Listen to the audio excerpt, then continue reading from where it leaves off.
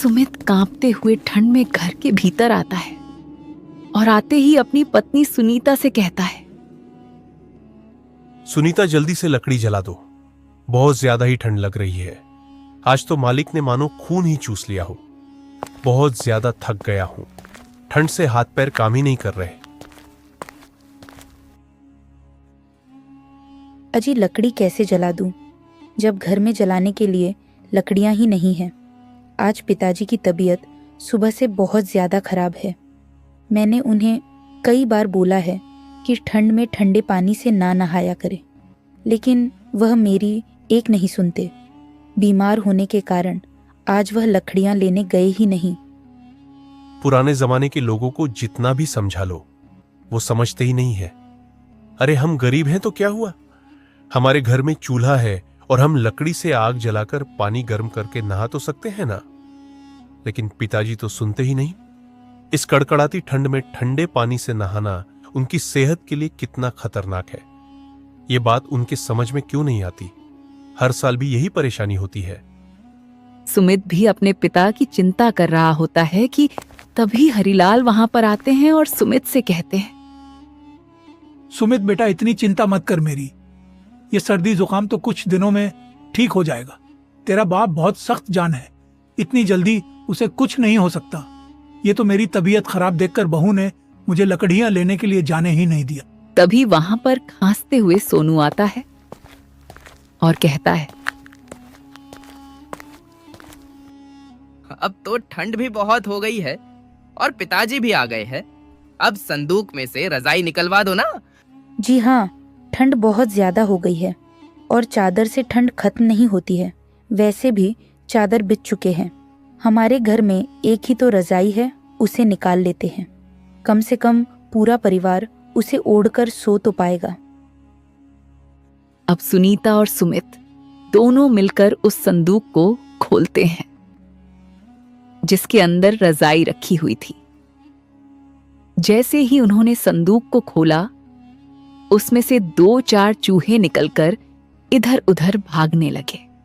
सुनीता ने जैसे ही रजाई को हाथों में उठाया, वह माथा पीटते हुए कहने लगी, अरे सत्यानाश हो इन चूहों का। एक ही तो रजाई थी हमारे घर में, वह भी इन्होंने खराब कर दी। अब मेरा गरीब परिवार क्या करेगा। इस फटी हुई रजाई में भला ठंड कैसे रुकेगी। अब रात भर ठिठुरना ही हमारी किस्मत में लिखा है। सुनीता बहू, अब जो है यही है। ठंड में गरीब परिवार की एक ही रजाई है और इसे ही ओढ़ना पड़ेगा, चाहे जैसी भी हो। सुनीता ने अपने पूरे परिवार के ऊपर वह रजाई डाल तो दी, लेकिन उस रजाई में से बदबू आ रही थी और वह जगह जगह से फट भी चुकी थी, जिस वजह से पूरा परिवार रात भर ठंड में ठिठुरता रहा और उसे ढंग से ओढ़ नहीं पाया। सोनू पूरी रात ठंड से खांसता रहा और सुमित बेचैनी से करवटें बदलते रहा।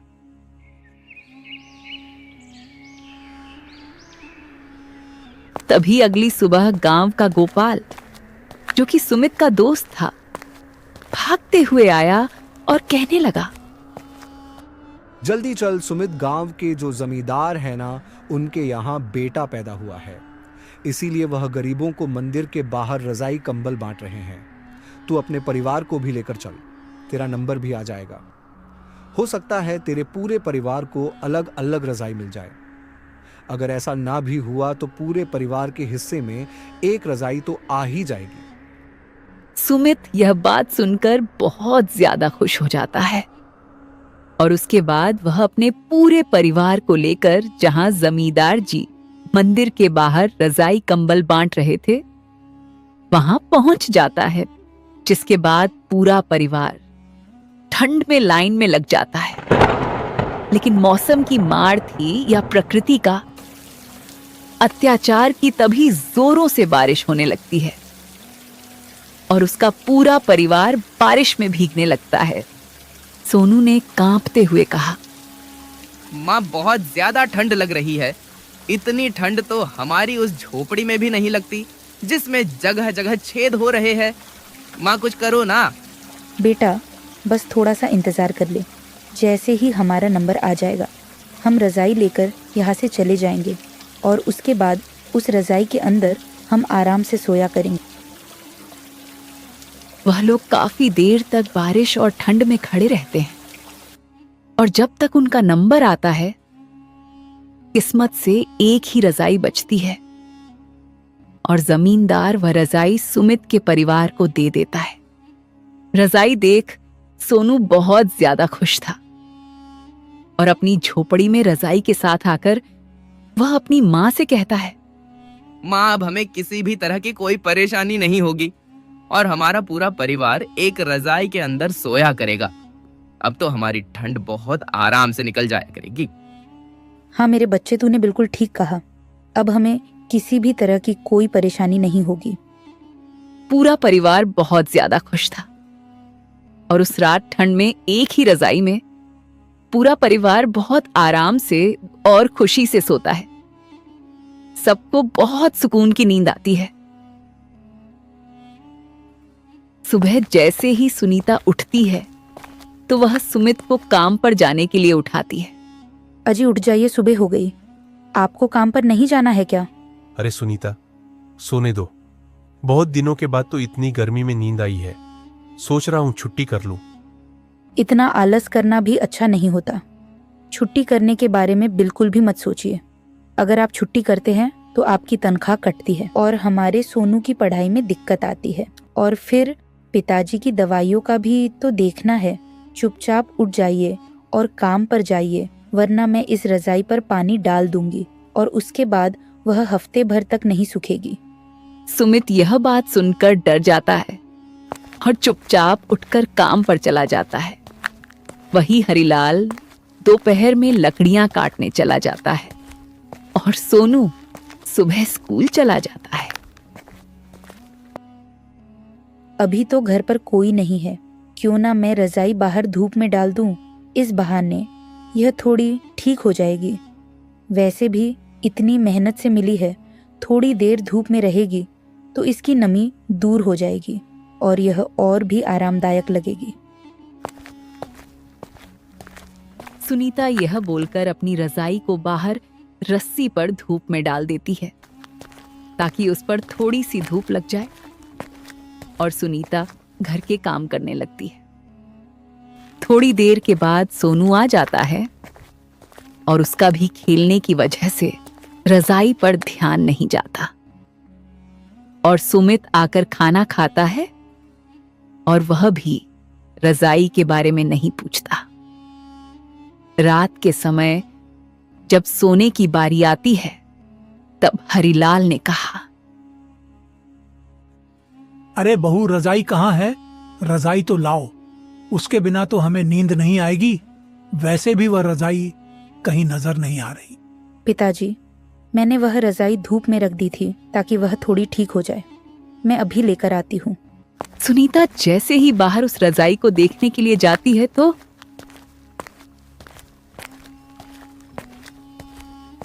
उसे वह नजर नहीं आती। ये देखकर वह बहुत ज्यादा घबरा जाती है और जोरों से चीखती है। उसके चीखने की आवाज सुनकर उसका पूरा परिवार बाहर आता है और सुमित कहता है, क्या बात हो गई है सुनीता? तुम ऐसे चीख क्यों रही हो? सब ठीक तो है ना? कुछ भी ठीक नहीं है जी। देखो ना, हमारी रजाई चोरी हो गई। ठंड में पूरा परिवार एक रजाई का इस्तेमाल कर रहा था। अब हम क्या करेंगे?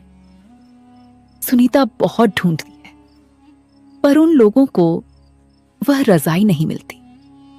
हरिलाल, सुमित और सोनू जगह जगह जाकर उस रजाई को ढूंढने की कोशिश करते हैं, लेकिन वह सब नाकाम होते हैं। अब पूरा परिवार ठंड में ठिठुर रहा होता है और सुमित कहता है, क्या जरूरत थी तुम्हें वह रजाई धूप में रखने की? वैसे भी नई रजाई को धूप में कौन रखता है? तुम्हारी वजह से देखो, आज हमारा परिवार फिर से ठंड में ठिठुर रहा है और हमारे पास कोई रास्ता नहीं है। हम तो फिर भी गुजारा कर लेंगे, लेकिन सोनू का क्या होगा? जी, मुझे क्या पता था इस घर में इंसानों से ज्यादा चोर रहते हैं, जिसे इस गरीब परिवार पर थोड़ा भी तरस नहीं आएगा और वह ऐसा काम करेंगे। पूरा परिवार ठंड में तड़प रहा होता है कि तभी जमींदार वहां पर आता है और कहता है, अरे सुमित, कैसा है तू? और तुम सब इतना परेशान क्यों नजर आ रहे हो? आपको क्या बताएं जमींदार जी, पूरे परिवार में ठंड से बचने के लिए एक ही रजाई थी, वह भी आपने दी थी। लेकिन आज वह रजाई बाहर से चोरी हो गई। अब हमारा क्या होगा? सुमित, लगता है तेरा भाग्य उतना भी बुरा नहीं है जितना तू सोच रहा है। मैंने पूरे गांव में रजाई और कंबल बांटे थे, लेकिन सिर्फ तेरा परिवार था जिसे एक ही रजाई मिली थी। और फिर जब और रजाइयां मैंने मंगवा ली तो फिर सोचा तेरे हिस्से की बची हुई 3 रजाइयां तुझे घर पर आकर दे जाता हूं। यह बात सुनने के बाद गरीब परिवार के चेहरे पर चमक आ जाती है, क्योंकि उन्हें उम्मीद की एक नई रोशनी मिली थी। इसके बाद जमींदार अपने आदमी को आवाज लगाता है और उसका आदमी 3 रजाई लेकर आता है। अरे वाह, जमींदार जी तो बहुत अच्छे हैं। अब हमारे घर में 3 रजाई है और अब हम लोगों को ठंड नहीं लगेगी। जमींदार भी प्यार से सोनू के सर पर हाथ रखता है और खुशी खुशी वहां से चला जाता है। इसके बाद सोनू के परिवार को अब कोई भी दिक्कत नहीं हुआ करती थी। सुमित सारा दिन मेहनत करता और रात में उसका परिवार आग जलाकर रजाई में बैठा करता था। सुमित अब अलग रजाई में सोया करता और सोनू अपनी मां के साथ एक रजाई में सोया करता और हरिलाल एक और अलग रजाई में सोया करता था। लेकिन सुनीता ने कभी भी पुरानी रजाई जो चूहे ने कुतर दी थी उसे फेंका नहीं और हमेशा संभाल कर रखा एक याद की तरह। जब एक छोटी सी रजाई में उनका पूरा परिवार सिमट कर सोया करता था, वह रजाई उन्हें हमेशा उस मुश्किल समय की याद दिलाती थी।